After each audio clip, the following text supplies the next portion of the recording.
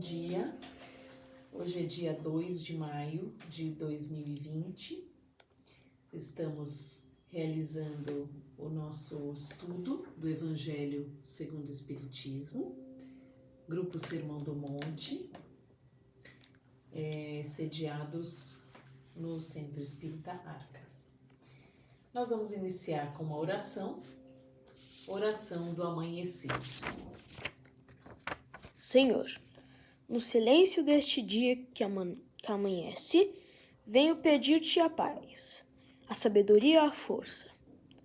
Quero olhar hoje o mundo com olhos cheios de amor, ser paciente, compreensivo, manso e prudente. Ver além das aparências humanas, teus filhos como tu mesmo os vês, e assim não ver senão o bem em cada um. Cerra meus ouvidos a toda calúnia, guarda minha língua de toda maldade, que só de bênçãos se encha meu espírito. Que eu seja tão bondoso e alegre que todos que se achegarem a mim sintam tua presença. Reveste-me de tua beleza, Senhor, e que no decorrer deste dia eu te revele a todos. Obrigada.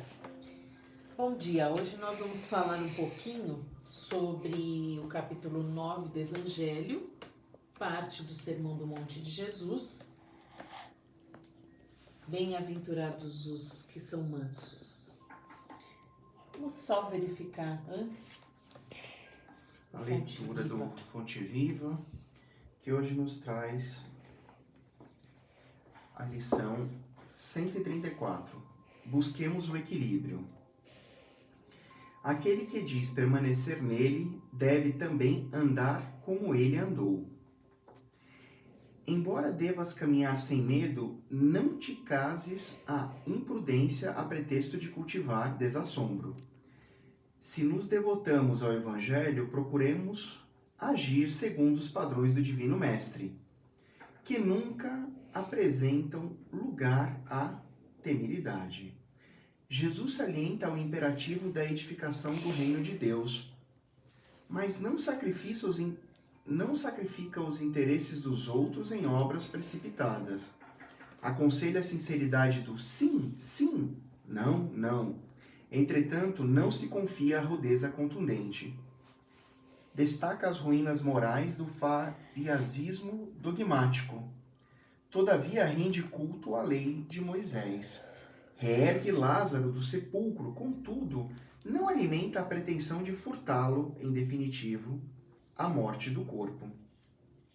Consciente do poder de que se acha investido, não menospreza a autoridade política que deve reger as necessidades do povo e ensina que se deve dar a César o que é de César e a Deus o que é de Deus. Preso e sentenciado ao suplício, não se perde em bravatas labiais, não obstante reconhecer o devotamento com que é seguido pelas entidades angélicas. Atendamos a um modelo divino que não devemos esquecer, desempenhando a nossa tarefa com lealdade e coragem, mas evitemos o arrojo desnecessário, que vale por leviandade perigosa. Um coração medroso congela o trabalho, um coração temerário incendeia qualquer serviço arrasando. Busquemos, pois, o equilíbrio com Jesus e fugiremos naturalmente ao extremismo, que é sempre o escuro sinal da desarmonia ou da violência, da perturbação ou da morte. Que bom, nós nem programamos e realmente muito linda essa passagem do Fonte Viva, que fala bem do momento que a gente vive e sempre será, enquanto estivermos vivos. Buscar o equilíbrio. Aqui fala muito sobre ter coragem, sobre seguir em frente, mas nunca para criar um desequilíbrio. Então, vamos voltar para o nosso dia a dia, o nosso momento do aqui e agora, que nos pede olhar os sinais em torno da nossa vida. Simples assim. Nós temos condições de fazer as nossas atividades sem nenhum desassombro, sem nenhum desespero, sem pensar num futuro desastroso para o amanhã. Porque se hoje você acordou novamente, se você ainda tem como buscar o alimento para o seu lar, ainda que seja pedir a alguém ajuda, mas se isso não escasseou, se a água não acabou na terra, se a terra continua podendo ser lavrada, se as coisas podem ser cultivadas e podem ser trazidas a nós ou nós mesmos podemos fazer, isso significa que nós ainda temos o equilíbrio e a capacidade de conduzir a nossa vida. No nosso dia a dia, a cada momento que nós fizermos a nossa parte, vai mostrar que nós estamos seguindo aquilo que Jesus falou. Quando ele coloca aqui, dai a César o que é de César e a Deus o que é de Deus, vamos deixar os políticos, os governantes agirem da forma que eles entendem que será o melhor, mesmo que ainda errando. Vamos vibrar amor para que eles possam acertar, mas vamos fazer o nosso papel, no nosso ponto, na nossa casa, no nosso lar. Se tivermos trabalho, que bom. Se não tivermos, assim que tudo isso passar, com certeza a ordem se restabelecerá. E todos nós teremos a oportunidade, porque não vai acabar o mundo. Não é assim que funciona. Nós simplesmente estamos sendo chamados novamente a refletir sobre nós mesmos. Então aqui é muito bom, porque Jesus coloca, olha, ele também trouxe Lázaro do sepulcro, mas isso não significa que ele um dia não iria morrer. Então, nós podemos ser resgatados agora, chamados à consciência. Isso não significa que não tenhamos que passar por todos os nossos papéis de tarefa da vida. Nós reencarnamos para aprender e nós desencarnaremos em algum momento, seja por qualquer motivo que for. Mas o que teremos feito do início ao final é que conta, de verdade. O que mais que fala aqui? Um coração medroso congela o trabalho. Então, se realmente nós acordarmos e o tempo todo ficarmos em pânico, se nos ligarmos apenas a notícias ruins, se nós acreditarmos que de verdade, ao sairmos para qualquer coisa, ou amanhã, quando formos liberados, cairemos mortos, isso vai congelar toda a nossa atividade no bem. Tudo pode ser feito, mesmo que guardados as devidas proporções, mesmo que agora tenhamos que nos resguardar, ainda assim podemos trabalhar. Podemos trabalhar no bem da nossa família, podemos trabalhar no bem de nós mesmos, na melhoria de nosso próprio entendimento. Um coração temerário incendeia qualquer serviço arrasando. Exatamente. Se você está envolvido num grupo hoje, pode ser um grupo de estudo como esse, pode ser um grupo de trabalho, um grupo político, pode ser um grupo de uma igreja, pode ser qualquer grupo. Se você é aquele ser que se torna temerário, é aquele que só vê a negatividade, você pode arrastar o grupo inteiro. Então pare e observe-se. Quem é você nesse momento? Ou será que eu posso ser o agente da mudança, da melhora? Trazer os meus irmãos que estão temerários para a vida? Parar de pensar tanto no negativo e andar para frente? Ou ser o agente do equilíbrio. Exato. Entre as inúmeras oportunidades que aparecem para a gente todos os dias, todos os momentos. Ser o agente do equilíbrio. E aqui ele fala, fugirmos do extremismo. Vamos evitar a polarização de qualquer situação. Nós todos estamos atravessando a tempestade juntos. Não sabemos quando ela vai terminar, mas ela vai terminar. E depois de uma tempestade, o que acontece com os campos? Eles florescem, dá frutos. É isso mesmo, transformação, nova terra. Enfrentamos dor, mas enfrentamos um futuro que virá muito melhor. Então, em que nós queremos nos apegar? Lembre-se sempre que depois do inverno mais rigoroso, sempre vem a primavera. Do dia mais chuvoso, da semana mais cinza, virá um dia de sol. Então, qual que é o alerta dessa lição? Fugir ao extremismo, porque se estamos no extremismo, como eu sei que eu estou no extremismo? Simples, está aqui. É um sinal de desarmonia, de violência, perturbação e morte. Se eu estou pensando de forma a incitar a violência, se eu estou acreditando que a morte é o único destino que existe, se eu realmente acho que existe uma grande desarmonia, eu posso estar no lado escuro, eu posso estar em desequilíbrio. Então, Por isso mesmo, se é Jesus que nós devemos seguir, vamos lá. Qual foi a lição que trouxemos hoje do Evangelho? Bem-aventurados os que são mansos, porque possuirão a terra. Bem-aventurados os pacíficos, porque serão chamados filhos de Deus.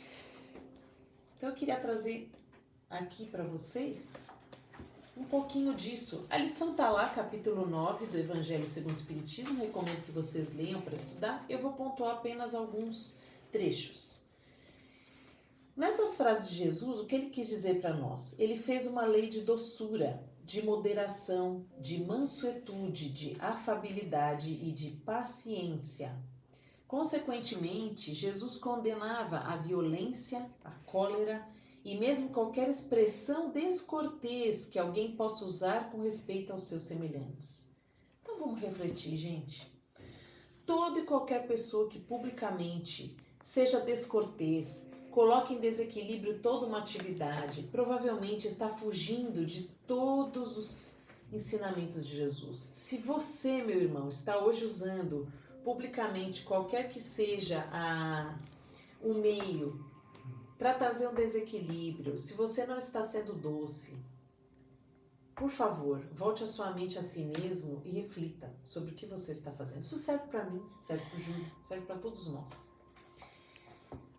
Toda palavra ofensiva é expressão de um sentimento contrário à lei do amor e da caridade. Lei esta que deve reger as relações entre os homens e manter entre eles a concórdia e a união. É que ela é um insulto à benevolência recíproca e à fraternidade, alimentando o ódio e o rancor. Enfim, porque depois da humildade perante Deus, a caridade para com o próximo é a primeira lei de todo cristão. Então, se você segue em alguém que se diz cristão e ele está seguindo na direção contrária, pare e pense. Siga o seu coração, siga a harmonia, siga aquilo que você aprendeu. Você é o seu maior guia, em primeiro lugar. O homem, enquanto aguarda os bens do céu, tem necessidade de viver também os da vida da terra. Jesus apenas recomenda que não se dê mais importância aos bens terrenos do que aos do céu. Então, quando ele diz os mansos herdarão a terra, tem várias conotações.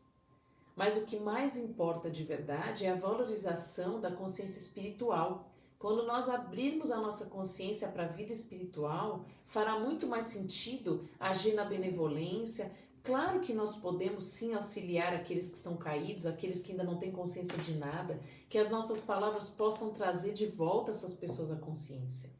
Mas de verdade, o que importa é aquilo que estamos colocando em nosso coração. O que mais que diz aqui? Quando a lei do amor e da caridade for a lei da humanidade, não haverá mais egoísmo. O fraco e o pacífico não serão mais explorados nem humilhados pelo forte e pelo violento. Esse será o estado da terra, quando, segundo a lei do progresso e a promessa de Jesus, ela houver se transformado em um mundo feliz pela expulsão dos maus. E nessa passagem especificamente é importante. Nós estamos no mundo de provas e expiações, passando para o mundo de regeneração. Depois do mundo de regeneração, o próximo mundo é o mundo feliz. Então a gente está justamente nessa etapa de transição. E aí é o que Jesus fala. Qual é o destino do planeta? O objetivo, o destino é um mundo feliz. Mas a gente não chega lá se não passar por todo esse caminho. E também, como ressalta aqui no final, pela expulsão dos maus. Então, aqueles que nós ainda vemos agindo na maldade realmente, beneficiando-se apenas, seja por negociações indevidas, seja por agir indevidamente com seus irmãos, eles serão expulsos da terra. Podem ter certeza. O que mais que fala aqui? Afabilidade e doçura são pontos importantíssimos. Nós temos que agir com essa benevolência e essa afabilidade. Aqueles que agem com a sua própria vaidade, eles dizem, aqui eu mando, aqui eu sou obedecido, e eles, aqui está dito até no Evangelho, sem pensar que poderíamos acrescentar com muita razão, e são detestados. Então, quanto mais agirmos com violência, com palavras duras, com desdém, menos seremos amados. Porque quando agimos com amor, naturalmente receberemos amor. que mais que nós fazemos no estudo aqui? Nós estudamos a parte do espiritismo, porque acreditamos que ele traz para nós um despertar de consciência do espírito. E eu gostaria que o Júlio dividisse conosco mais 2 questões do Livro dos Espíritos. A questão 799. O que pergunta Kardec, por favor? Nessa questão, Kardec se dirige ao Espírito da Verdade e pergunta: de que maneira o Espiritismo pode contribuir para o progresso? E a resposta: destruindo o materialismo, que é uma chaga da sociedade. Ele faz os homens compreenderem onde está o seu verdadeiro interesse.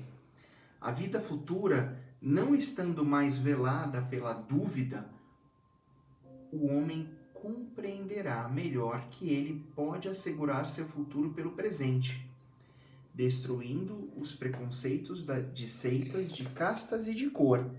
Ele ensina aos homens a grande solidariedade que deve uni-los como irmãos. Então vamos refletir o momento que passamos agora, em que há um grande aprendizado para nós, que nós conseguimos perceber que podemos viver com menos, com certeza. Podemos viver fora daquela ansiedade, daquele desespero do dia a dia, né? Que estávamos numa correria de compromissos, correrias de consumos, não são necessários de verdade. Nós podemos ficar em família tranquilos. Muitos estão relatando que agora começaram a conversar entre si dentro do lar. Claro que também tem aqueles que, ao contrário, descobriram que não tem afinidade alguma, talvez os interesses fossem apenas físicos. Mas aqueles que têm uma construção de lar sólida, seja ela qual for, estão conseguindo vislumbrar que podemos comer menos, podemos comprar menos. Por que precisamos trocar de roupa o tempo todo, fazer as coisas o tempo todo, compra? Por que tantos compromissos, ir e vir, tantas viagens? Nós podemos ser felizes no lugar que estamos. E o Espiritismo fala sobre esse progresso, o progresso de despertar, sair da matéria e ir para o espiritual. E a outra questão? 802, Kardec pergunta: visto que o Espiritismo deve marcar um progresso na humanidade, por que os espíritos não aceleram esse progresso com manifestações tão gerais e tão patentes que a convicção será levada aos mais incrédulos? Quereríeis milagres, mas Deus os espalha a mancheias sob vossos passos, e tendes ainda homens que o renegam. O próprio Cristo convenceu seus contemporâneos pelos prodígios que realizou? Não vedes hoje homens negarem os fatos mais patentes que se passam sob seus olhos? Não tendes os que dizem que não acreditariam mesmo que vissem? Não. É por prodígios que Deus quer reconduzir os homens. Em sua bondade, quer deixar-lhes o mérito de se convencerem pela razão. Vejam que não mudou nada, né? Nós queremos ainda grandes mudanças, grandes movimentos. Estamos vivendo uma agora, mas muitos não acreditam de verdade. Acreditam que tudo é uma grande conspiração, quando na verdade é uma grande lição que os espíritos de luz estão dando para nós. É uma grande oportunidade que Jesus coloca para que nós possamos de novo refletir sobre nós mesmos. Existe de verdade essa situação e ela não está por acaso sendo colocada à prova no mundo inteiro. Então, aqui a gente pontua que, como diz, a gente quer milagres. O que são esses milagres? Vamos pensar um pouquinho mais sobre esses milagres. O que eu queria até trazer, os milagres que essa quarentena está trazendo para nós. Deste outro livro, Dicionário da Alma, que é também de Chico Xavier, existe a palavra milagre descrita por alguns espíritos. Eu vou ler para vocês. Milagre, uma simples palavra humilde e boa, que esclareça e reanime, traz consigo o milagre amplo e sublime do amor que regenera e aperfeiçoa. Então veja bem, se nesse momento, quando alguém te liga, quando alguém te chama por WhatsApp, vídeo, ou quando você conversa com alguém dentro do seu próprio lar, se você usar uma boa palavra isso vai trazer talvez um grande ânimo para a pessoa. Isso já é um grande milagre. São coisas muito simples. Um gesto humilde opera milagres de solidariedade. Exatamente, às vezes uma coisa simples que você pensou em fazer pode ser um exemplo para que muitos possam seguir. Pense nisso. O milagre é sempre o coroamento do mérito, mas nunca derrogação das leis naturais, que funcionam igualmente para todos. Então, o que para você, de repente, você fala é um milagre? Eu vou dizer aqui, eu gosto de dar exemplos quando a gente estuda lá juntos, a gente dá muita risada junto, porque a gente conta as coisas de hoje, né? Então, ontem, eu fui surpreendida por um milagre, né? Porque o Júlio, que aqui está, decidiu desde cedo fazer o almoço. Ele fez o almoço inteiro e ele fez de uma maneira muito boa, ficou tudo muito bom. Coisa que geralmente ele não faz, ele ajuda, mas nunca se propôs assim a tudo fazer e foi ótimo. Eu fiquei muito feliz. Criou uma coisa tão boa entre nós, assim, de um entendimento. É uma coisa assim, poxa, todo mundo é capaz de fazer algo. Todo mundo é capaz de lavar uma roupa, de arrumar uma cama, de fazer uma comida. É só querer mudar. A gente tem que sair daquela teimosia que muitos a gente sabe que tem, mulheres inclusive, homens, né? Eu não faço isso, eu não faço aquilo, isso não é serviço para mim, isso não é serviço para aquele. Por que não é? Por que não? Ontem mesmo, né, estávamos assistindo um vídeo de conversa entre o Rossandro e o André Trigueiro, muito agradável, foi à noite ontem, e o André Trigueiro, o repórter da Globo, falou, olha gente, eu tô descobrindo que eu sou capaz de fazer muita coisa, eu tô lavando o banheiro, tô limpando o chão, porque ele tá sozinho na casa em que ele mora, por questão de isolamento, e porque ele sai muito, né, para preservar não só a pessoa que trabalha lá, como a esposa.